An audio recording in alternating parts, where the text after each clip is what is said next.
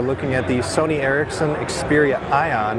This is the first 4G LTE phone for AT&T from Sony Ericsson, and as you can see, it's running Sony's custom skin. If you give a little pinch on the home screen, you get all the widgets kind of floating around, which is the clever thing that they do. Otherwise, it's a pretty standard, straightforward skin, not as heavy as it used to be, which we don't mind actually. It's running Android 2.3.7 underneath, which we can see if we head into the About Phone section here. It's a little bit reticent with hitting some of the buttons here, but it's not terrible. So let's see if we can visit a website here and see how fast our internet is. And as you can see, it's been a while since I've used this version of Android.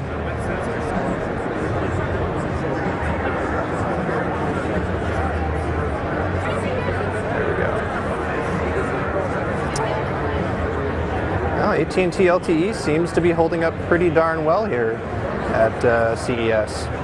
So there you go. That is the Sony Ericsson Xperia Ion with 4G LTE on AT&T.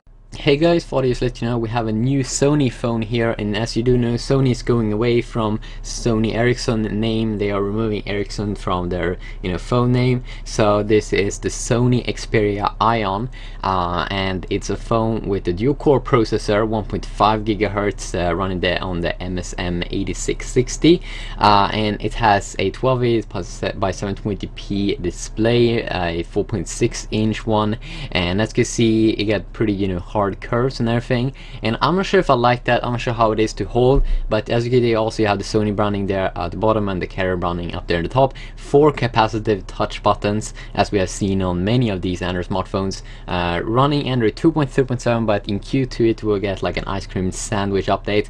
And as you can see, also they're running Sony's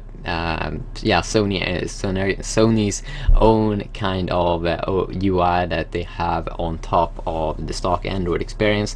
16 gigabyte, that's what you get. Also you get like a micro HDMI. I think first you get this normal micro USB port, used as like on Nokia N9, and then what you also get is like, I suppose, like an HDMI out port, but the camera is kind of badass, that it's a 12 megapixel one and a 1.3 megapixel front-facing camera that shoots in 720p. Yes, on the front camera, 720p. That's badass, you says, with the Galaxy Nexus.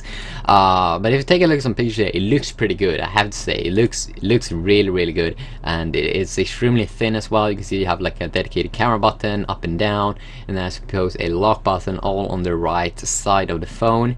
What else? Let's see here. Yeah, that's on the bottom. I suppose you don't have anything on the bottom, but they will have it. A little thing that you need to remove for your cables and stuff like that. And then on the top, it looks pretty good, that they have that in the middle for if you want to listen to music and stuff like that, Netflix apps.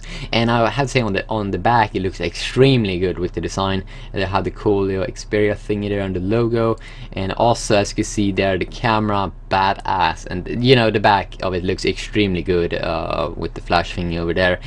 So 12 megapixel camera. You won't be able to like expand it seems like, and they said that sometimes they have to press multiple times on the capacitive touch buttons to get a response, but that could just be because Sony's overlay UI here isn't optimized.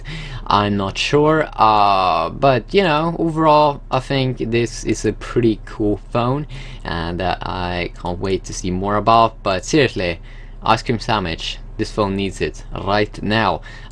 So yeah, and also if you're wondering what kind of sensor it's using, it's the Exmor R that it's currently using. It's as the AT&T 4G speeds, that's what it's gonna be when it will be launched here in the next few months. But I would say that's a badass phone, and it's a big phone. We're getting bigger all the time, so yeah, that's sweet.